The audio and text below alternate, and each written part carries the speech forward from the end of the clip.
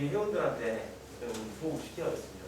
제가 요즘에 정균을 한 3주 전에 우리 소장님, 아는 소장님들부터 조그마한 걸 받아서 지금 제 주위에 있는, 제 단지 주변에 있는 분들한테 다 지금 널리 알리고 있거든요. 그래서 오늘 갖고 왔어요. 이 우유에다가 정균을 탔더니 거의 딱 굳어져 있습니다. 그래서 이 하나로 우리 그 목송 산악교발 전 직원들 아침마다 집에서 요거를 살 필요 없어요. 비피다 살 필요 없습니다. 이걸로 그래서 이거를 가득 차 있습니다. 딱 굳었어요. 방법은 우리 김승기 사장님하고 서진주 부사장이 알고 계세요. 그죠?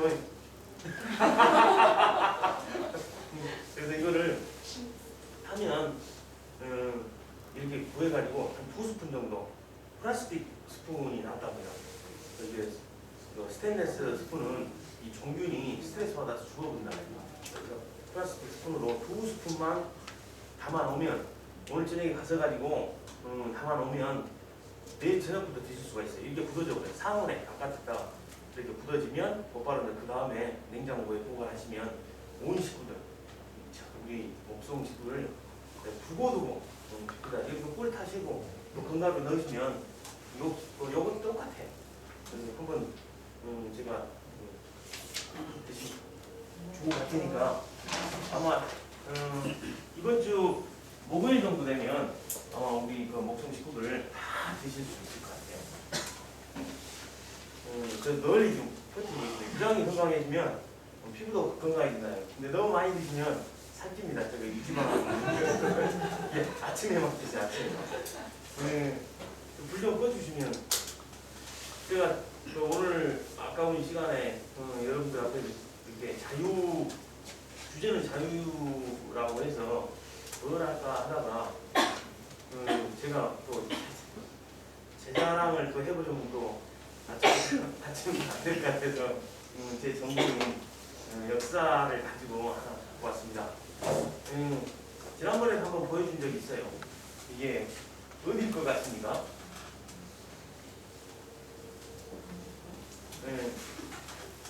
힌트는 여기 뒷산이 문산이죠. 이게 120년 정도 되는 강주의 모습입니다. 아니 여기는 꼬불꼬불 강주천이죠. 여기는 사직공원, 여기는 강주공원입니다. 우리가 110년에서 120년, 언제 찍은지는 몰라요, 이 사진을. 120년 정도 되는, 혹은 110년 정도 되는 강주의 모습이에요. 강주가 정말 지금에 따지면 저 어렸을 때 옥상읍면에 중에서 서북에서 가장 큰 동네 정도 되는 그 모습입니다. 그리고 여기가 백사장이죠. 이거 큰 장, 작은 장, 사직공원 건너면 이쪽에 건너보면 저 어렸을 때 강주에 막 왔는데 태평극장이 있었어요. 이쪽은 현대극장이 있었고 혹시 아시죠? 네. 그리고 여기에 큰 장, 작은 장이 이렇게 있어가지고 작은 장에서 3.1운동이 먼저 시작을 했다고 기록이 되어 있습니다. 강이 이렇게 깊지가 않아요, 수심이. 그래서 무릎 정도 되고 누구나 건널 수 있는. 그래서 강주천에서 누가 빠져 죽었다 깊어서 그런 기록은 보지를 못했어요. 근데 수심이 너무 얕다 보니까 뒷산이 무등산이 민둥산이잖아요. 뗄나무를 다 이렇게 겨울철 뗄나무는 생계수단이었기 때문에 민둥산일 때 폭우나 장마철에 이게 수심이 얕다 보니까 범람해버려요. 지금의 도청 정도까지 다 범람해버립니다. 얘가 지금으로 따지면 아시아 문화전 좀 돼요. 이 정도가 강주천 정도가 있었고, 그래서 이 강주천의 폭이 폭이 긴 건 한 300m 정도 됐어요. 그러니까 물이 범람해버리면 엄청나게 이쪽 강주읍을 이렇게 침범을 했겠죠. 그래서 이 강을 한강이라고, 또 읍성에서 보기에 서쪽에 있었기 때문에 서천, 또 음양오행으로 따서 서쪽은 또 금이거든요. 목화토 금할 때 금천, 금계 이렇게 여러 가지 이름으로 강주천 이름을 불러주다가 일제시대 때 1920년 정도, 지금으로 100년 전에 모든 도시에 집권화 정책을 펼쳤어요. 그래서 반듯반듯하게 도시 내를 지나는 천이나 강은 반듯반듯하게 집권화 정책을 펼치면서 강주를 지나는 천이다 해서 그때 이름이 이제 정해지기 시작한 겁니다. 우리가 알고 있는 강주천은 그 이름은 100년 정도도 안 돼요. 그 이전에는 여러 가지 이름으로 불려지다가 우리의 생활권이었습니다. 이걸 보여주고 시작을 하려고 옛 그림이고 이쪽 사진고 이 숲이 뭔 숲인가 하고 이 사진을 좀 땡겨서 봤더니 자세히 봤더니 대나무더라고요. 강주에 대나무들이 엄청나게 많았습니다. 지금 롯데백화점 좀 올라가다 보면 동부소방서가 있어요. 거기에 1922년에 강주역이 만들어졌습니다. 그 자리가 강주역입니다. 그래서 그 자리에서 담양까지 이어지는 철로가 개설됐습니다. 20년간 유지가 됐거든요.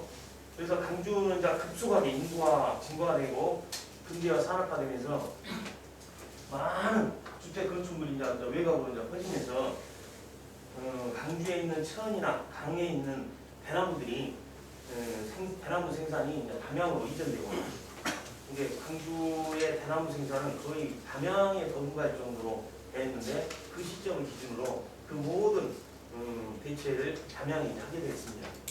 이 그림을 가지고 이제 간략하게 이렇게 설명을 한번 해봤습니다. 강주의 110여 년 전의 모습, 옛모습 보셨을까요? 네. 그래서 희귀한 지금 사진입니다. 한번 보여주고 뜬금없이 또 제가 그 전공이 시간입니다. 천문학. 그래서 팁을 하나 중간 광고 형식으로 팁을 하나 좀 들려주려고 이걸 한번 그려봤습니다.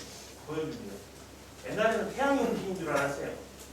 태양이 움직이든 지구가 움직이든 상관없이 태양이 한 번 지고 뜨면 하루가 되잖아요. 그래서 옛날 사람들의 육안에 의한 관찰력은 대체 어느 정도까지 멀었을까? 토성이 그 당시에 육안으로 관찰할 수 있는 그 최대의 한도가 토성 정도 됐어요. 천왕성, 면왕성까지는 도저히 육안으로 관찰할 수 없는 거고 그들의 규칙적인 어떤 별의 움직임을 관찰할 수 있는 한계선이 토성이었습니다.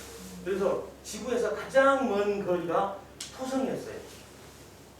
토성이 한 번 그 자리에 와서 또 한 번 똑같은 자리에 오는 그 기간이 12년 정도 됩니다.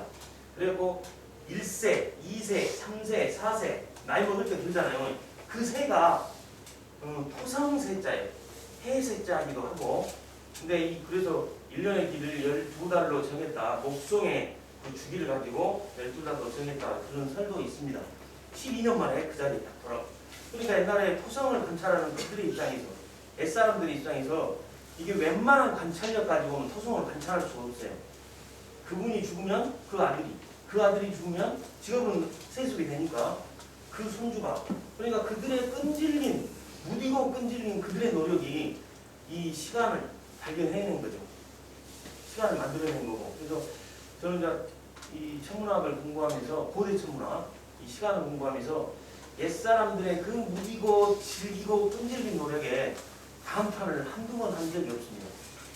그들의 관찰력이 특별한 기계 장비가 있는 것도 아니고 이런 각도기계 정도밖에 없는 그 도구를 가지고 하늘을 관찰해서 별들의 규칙적인 운행을 만들어냈다는 것을 좀 이야기하고 싶었어요. 그리고 이런 어떤 저의 어떤 제가 느꼈던 이런 감정을 한번 주위 사람들하고 느껴보고 싶은데 느껴집니까? 그 다음에 목성이 멀어요. 그러니까 토성이 멀고 목성이 멀고 그 다음에 화성이 멀고 그 다음에 태양 그 다음에 금성 우리가 초저녁에 보는 초저녁에 반짝반짝 빛나는 별이 있어요. 금성입니다. 샛별 우리가 흔히 알고 있는 그 다음에 수성 그 다음에 달이에요. 달이 지구에서 가장 가까워요. 그런데 토성이 가장 멀어요. 이것까지 관찰을 했어요. 그 다음에 목성, 화성, 태양, 금성, 수성, 달, 토, 목, 화, 일, 금, 수, 이, 월 그래서 많이 들어본 것 같죠? 일주일이에요. 근데 순서가 틀려버려요. 어떻게 지구에서 그 순서대로 멀리서부터 관찰했던 옛사람들이 이 일주일의 단위를 만들 때 일주일의 단위 만드는 이미 고대부터 만들어졌어요. 7일이라는 유대교의 안식일에 대해서 기인을 했다고 하는데 저는 유럽이 됐든 아랍이 됐든 동양이 됐든 이 7일이라는 단위는 결국 하늘에 달을 보고 만들었을 것이다. 다음 달에 그 주기가 한 7일 정도 돼요. 10.2일 정도. 그래서 그들이 반달을 보면서 주기적으로 나타나는 반달을 보면서 정수일인 7일의 단위를 만들어냈지 않았나. 그런데 7일은 월, 화, 수, 목, 금, 토, 일이잖아요. 이 순서가 틀려요. 그런데 이 순서에 맞춰서 하루가 지금 몇 시간이에요? 24시간이죠. 24시간도 충분히 사람들이 25시간을 만들어낼 수가 있고 30시간을 만들어낼 수가 있는데 우리의 생체 리듬이 24시간을 만들어내서 생활할 수 있는 리듬 구조로 돼 있답니다. 그래서 어느 시점인가 이제 24시간을 만들어졌는데 그 24시간을 이렇게 이제 만들었어요. 자, 토요일은 토성이 관장합니다. 그리고 1시부터 24시간까지 그 시간대별로 이 별들이 관장한다고 인식을 했어요. 그래서 한번 팀이니까 한번 순서를 한번 그 아까 멀리부터 왔던 그 순서 토성이 가장 멀었어요. 목성, 화성, 태양, 금성, 수정, 달 맞죠? 이 순서를 계속 써내려가요. 토성, 목성, 화성, 태양, 금성, 수정, 달. 토성, 목성, 화성, 태양, 금성, 수정, 달. 토성, 목성, 화성, 다음에 태양이에요. 그래서 토요일 다음에 일요일이 온 거예요. 태양이 일이잖아요. 그래서 이 순서대로 쭉 이 별, 7개 별의 멀기를 따져서 가까운 데까지 따져서 그 순서들을 24시간에 딱 이렇게 그 시간대별로 싹 자리를 맞추다 보니까 토, 일, 월, 화, 수, 목, 금, 요일이 생겨난 겁니다. 이제 우리는 왜 월, 화, 수, 목, 금, 토, 일이 만들어졌는가 이 짧은 시간에 아주 빠른 속도로 제가 설명을 해드렸는데 이해하시겠어요? 네. 별들의 멀고 가까움을 관찰을 하고 그걸 24시간에 배정을 했더니 지금의 월화수목금 토일이 만들어졌다.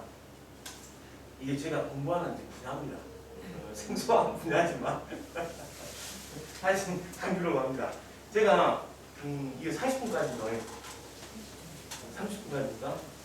함께 이야기하겠습니다. 10분이죠. 저희들이 이제 답사를 매월 첫째 주 토요일 날 답사를 다녀요. 이렇게 제가 좋아해서 답사를 이렇게 만들었는데 호응하신 분들이 또 의외로 또 많고 같이 힐링하시고 저도 힐링을 해요. 답사 계획을 짜면서 다른 사람들이 저에게 막 고맙다고 하는데 오히려 제가 그분들께 고맙고 제가 답사하는 모임에 고마워요. 제가 답사하면서 힐링을 해요. 저도 못 갔던 곳을 막 계획을 하고 막 그러는데 의외로 강주 근교에 명호콘을 한번 간 적이 있어요. 한 25명 정도 모시고 우리 소장님들을 모시고 갔는데 제가 우연찮게 그냥 물어봤어요. 혹시 명호콘 자주 오셨죠? 딱 아무 대답을 안 하는 거예요. 그래서 혹시 명호콘 안 오신 분 계세요? 그랬더니 거기에 참여하신 분들 중에 3분의 2 정도가 명호콘을 안 오셨대요. 그래서 저도 깜짝 놀랐어요. 의외로 강주 분들이 명호콘이나 이 가까운 우리 강주 지역, 또 강주 외곽 지역, 전남 지역에 쪽에 유적지나 문화유산이나 한문이나 좀 더 넓게 이야기하면 관광지로 할 수 있는 명승지를 찾아다니는 횟수가 의외로 적다는 것을 저도 알았습니다. 그런데 명호콘을 찾아가신 분 중에 또 물어봤어요. 명호콘의 바로 옆에 있는 은행나무를 한번 가보신 적 있냐? 그걸 후산 은행나무라고 하거든요. 대구 사람이나 부산 사람이나 서울 사람들이 인터넷 치고 강주에 가볼 만한 것 딱 치면 명호콘 후산이 은행나무가 나와요. 근데 외부 사람들은 인터넷 찾아갖고 들어오는데 우리 강주 사람들은 그 자체가 있는지를 우리는 또 몰라요. 여기에 역사적인 또 유래가 있습니다. 오이도라는 사람이 명호콘을 17세, 8세부터 만들기 시작해가지고 자기 아들배까지 만든 별서정원이거든요. 근데 이게 엄청나게 많아요. 부산이 그 전체가 자기의 정원이라고 생각하시는데 지금 조그맣지만 근데 명호콘 쪽에 저쪽 동서쪽에 거의 북쪽에 가깝죠. 북쪽 쪽의 방향에 엄청나게 큰 은행나무가 하나 있습니다. 광해군 시절에 인조가 쿠데타 일으키기 전에 정복을 대행하면서 사람들을 모았던 모양입니다. 그 인조가 어느 날 오이도를 찾아왔어요. 오이도를 찾아오면서 자기 말을 그 은행나무에 매놨습니다. 그걸 개마행이라고 해요. 멜개자, 말마자, 은행나무 행자. 그래서 그 은행나무가 조그만했겠죠, 그 당시에는. 근데 지금은 엄청나게 은행나무 하나가 숲을 이룰 정도로 커져버렸어요. 근데 그 역사적인 유래가 녹록지 않는 은행나무와 명옥헌, 또 오이도와 인조 그 둘 사이 또 그 지역이 만만치 않음에도 불구하고 명옥헌을 아신 분들은 명옥헌의 백일홍을 보기 위해서 또 명옥헌의 그 백일홍의 연못을 보기 위해서 그냥 찾아가는데 그 유래를 아신 분들은 또 그 은행나무까지 그래서 은행나무 가신 분들이 어차피 인조가 구태타 일으키기가 성공했으니까 그리고 모든 자손들은 인조의 자손들이 왕노릇을 하니까 그 은행나무를 찾아가신 분들이 그 은행나무를 몇 바퀴 돌면서 소문을 빕니다. 소문을 빌면 이루어질 것 같아요. 그래서 여러분들 명옥헌 찾아가면 은행나무 가까워요. 바로 뭐 건너편이니까. 근데 은행나무가 있는지를 모르니까 그냥 그 기념물입니다. 그냥 지나쳐버리는 것 같아요. 그래서 강주에 대해서 저는 관심을 가져보려고 짧은 시간에 준비를 했습니다. 상당히 긴 시간 해야 되는데 얼른 나왔어요. 여기가 보면 무등산이에요. 등심사. 물론 서사 때 주상절이죠. 보면 이쪽이 원래 우리가 대산인수 해가지고 뒷산이 북쪽이고 이 북쪽에 북풍을 막아주는 산이 있고 앞에는 넓은 평야의 지대를 흐르는 강이 있어야 최고의 풍수적 지리 위치가 됩니다. 주택이나 마을이나 뭐 궁궐을 질 때도 마찬가지고. 근데 광주는 그와 전혀 배치에 어긋나요. 오히려 바라보는 저쪽 앞쪽이 북쪽이에요. 그리고 뒤쪽 남쪽이 무등산이 바로 앞에 있어요. 그러니까 북풍을 그대로 그냥 맞아버리는 거예요. 그리고 뒷산의 따뜻한 남쪽의 기운을 이 무등산이 막아버리는 거고. 그래서 풍수적으로 강주 사람들이 여기에다가 엄청나게 많은 숲을 하나 해석을 했습니다. 버드나무 숫자. 그래서 버드나무 유자 써가지고 유림이라는 숲을 하나 만들라고 했어요. 그래서 이 이제 일제시대 때 산업화되고 근대화되면서 도시가 확장되면서 이 숲을 없애버렸어요. 유림을. 그러나 이름만은 남겨놨습니다. 유동과 인동. 그래서 유동과 인동이 이 숲의 유래에서 시작된 겁니다. 강주에 이런 어떤 지명 역사를 보면 재밌어요. 그래서 강주가 이렇게 물론 여기는 강주천입니다.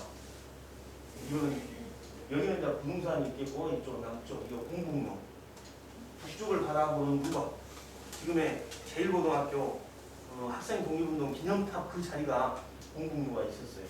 여기는 사직공원, 여기는 강주공 이런 구조가 됐겠죠. 1910여 년 정도에 헐어버리기 전에 공북로의 모습입니다. 이거는 지정선과 이렇게 해놨더라고. 바로 여기가 기념탑이 있어요. 학생 독립운동 기념탑 제1고등학교 그 자리에 이렇게만 세워놨습니다.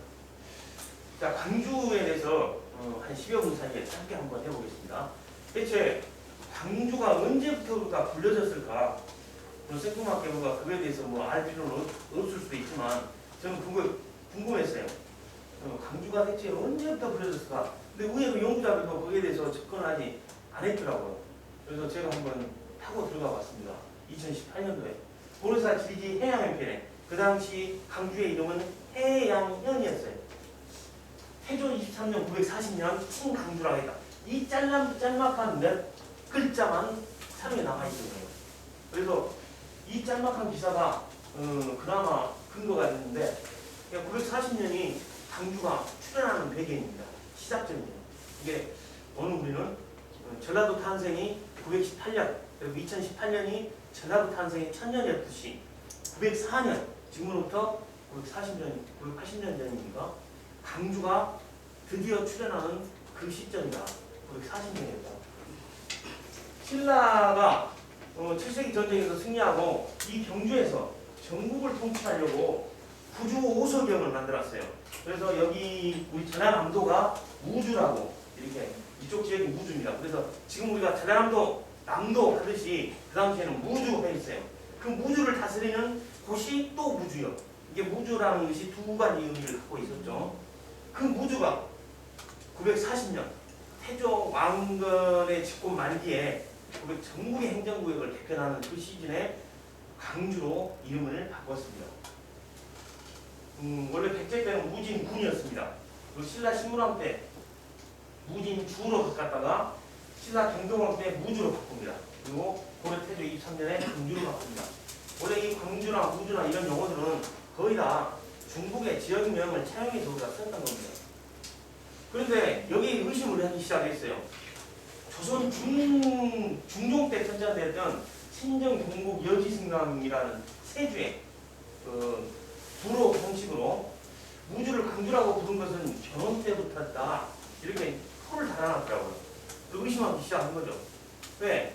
조선시대에 있었던 사료들 보면 견훤이 강주 부근까지 침입했다고 그러거든요. 그래서 강주를 점령하고 지가 왕충으로 했다.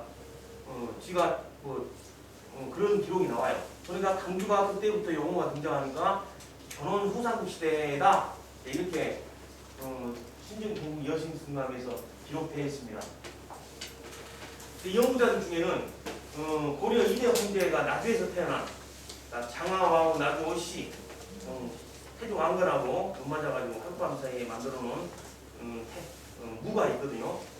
그 태종의 이름이 무였습니다. 이 무자를 피유하기 위해서 무주가 광주로 바뀌었다. 네, 이런 연구 결과가 있습니다. 저도 여기에 동의를 합니다.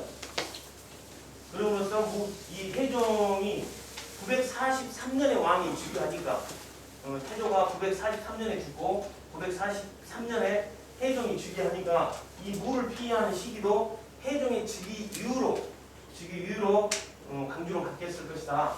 그래서 이 강주 칭호의 출현 시기는 세 가지. 고려사 지리지편에 940년, 신정 동국 여지승남 편에서 후삼국시대 견훤편, 고려 2대 황제 태종의 즉위 이후 이 세 가지 의견인데 저는 고려사 지리지편의 이 의견에 동의하면서 그 증거를 찾아내서 여기에 940년이 맞다라고 이 대한민국 학계에 알렸어요. 그랬더니 박수를 치고 난리였습니다. 그 이유가 있어요. 태조 23년 친강주, 무주가 강주로 바뀌는 시절입니다. 피휘했습니다. 피하고 이름이자, 이것도 끌을 이자도 되고 이름이자고요. 이름을 피했던 겁니다. 누구의 이름? 태종의 이름, 왕의 이름을 피휘한 겁니다. 옛날 사람들은 왕이나 엄청난 권위의 스승의 이름은 피했어요. 뭐 공자, 이런 이름들은 서로 이렇게 피하는 것이 그들의 어떤 생활 관념이었습니다. 왕의 이름은 당연히 피했죠. 그래서 왕들의 이름은 한자잖아요. 또 한자도 되게 어려워요. 일반 백성들이 왕의 이름이 두 자를 써버리면 피할 것들이 너무 많잖아요. 그래서 백성들에 대한 배려 차원에서 왕들의 이름을 한자로 씁니다. 그 한자도 대단히 어렵고 찾기 힘든 한자를 해요. 그래서 일반 백성들이 그 이름을 피하지만 그럼에도 불구하고 좀 더 다양한 이름을 써라. 왕들의 이름은 대부분 한자입니다. 그래서 무자, 왕무, 고려 2대 황제였던 태종의 이름을 피휘하기 위해서 무주를 강주로 바꾼 겁니다. 태조 왕건이 자기 아들에 대한 배려 차원이었던 것 같아요. 지금 용어로 따지면 아빠 찬스죠. 태종이 나주에서 태어났어요. 장하왕후 나주오씨. 지금의 나주시청 바로 옆에 보면 완사천이라는 곳이 있습니다. 거기에서 왕건과 장하왕후 나주오씨가 만났어요. 그래서 합방, 이 결혼의 절차도 없이 그냥 눈 맞아 그날 밤 그냥 그래서 1년 뒤에 912년에 태어났던 나주에서 태어났어요. 근데 태조 왕건의 정권은 호족 연합정권이라고 하잖아요. 흔히. 근데 나주 장하왕후 태종의 외가 쪽 호족은 너무 힘이 미약했던 겁니다. 그래서 태조가 자기 다음 왕을 이을 무에 대한 어떤 그 역할, 위상을 좀 강화시킬 필요가 있을 것 같아요. 936년에 후삼국을 통일한 태조 입장에서는 태조의 정권 말기였어요. 940년에 전국의 행정구역을 다 개편합니다. 그럴 때 전국에 있는 무자는 다 없애버렸어요. 그래서 전국에 그 당시 무자 있는 동네 이름은 다 바꿔버렸어요. 그래서 자기 아들에 대한 배려이지 않나. 우리가 이거는 이제 나주하고 강주하고 이제 항상 고려 시대나 조선 시대 내내 상당히 좀 기득권 싸움 많이 했어요. 나주는 금산이라고도 불렀고 금성이라도 불렀고 나중에 왕건이 나주를 점령하면서 그 3년에 금성을 나주라고 대칭을 합니다. 근데 나주에 금성산이 있잖아요. 광주는 무등산이 있잖아요. 이 금성산은 채 500m도 안 됩니다. 400m, 10m밖에 안 돼요. 근데 1000m가 넘는 무등산이 항상 깨졌어요. 1000년 동안 깨졌습니다. 금성산이 더 훨씬 대우가 받았어요. 왜? 왕이 태어났던 곳이기 때문에. 그리고 거점 도시가 광주에서 나주로 바뀌는 시점입니다. 무주는 이름부터도 무예요. 전투적이잖아요. 우리 광주 사람들이 그 1000년의 역사, 고대 국가에서부터 940년 광주로 바뀌기 전까지 문자를 사용했던 국내에 상당히 광주가 활동적이고 전투적이고 좀 상징하잖아요. 이 문자의 성격 때문에 군사도시였습니다. 그러다가 이런 후삼국을 통일한 왕건의 입장에서는 이 무의 의미를 희석시킬 필요가 있었을 것 같아요. 그래서 무자를 광자로 바꿔버립니다.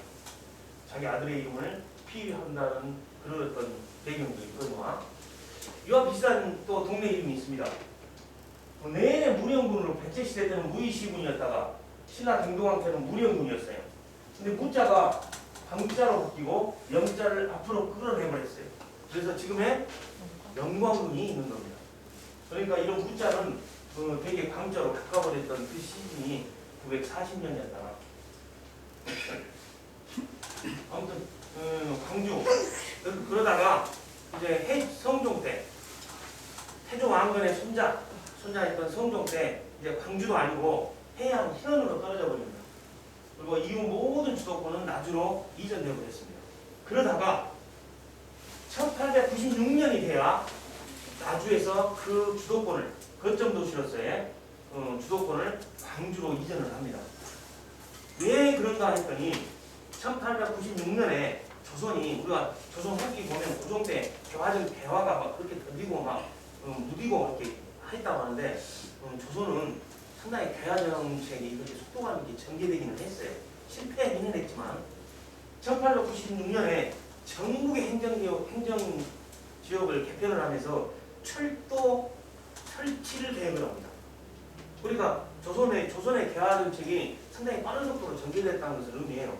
미국의 모스라는 회사가 이 철도 부설권을 땁니다. 그러나 너무 자본금이 없어서 일본으로 넘어가 버린 거죠. 그러니까 조선이 전국의 행정구역을 개편하는 과정에 나주에서 광주로 이제 주도권이 넘어오게 된 거죠. 이렇게 보면 한 1000년 정도 우리가 나주를 1000년 고도라고 하지 않습니까? 근데 광주는 2000년 고도예요. 아무튼 광주의 또 다른 이름으로 무주, 해양, 입주, 화평, 또 무진, 입양, 서서 이런 용어로 여러 다수의 어떤 이름으로 광주가 불려졌는데 참고로 시간이 다 되어버렸으니까 이 입주와 입양 이것을 많이 좀 들어본 것 같아요. 우리가 충장사 가면 김덕령 장군의 시호가 이코 장군입니다. 그리고 그 중간에 이름이 이코문이에요. 들어갈 때 충장문, 그 다음에 가운데 문이 이코문입니다. 그 입자가 강주였기 때문에 김덕령 장군의 시호를 돌아가시고 나서 정조가 내려준 시호가 이코장군, 입자를 써준 겁니다. 그래서 입자는 강주를 또 의미하기도 했습니다. 그래서 이거는 이제 시간이 다 되어버렸어요.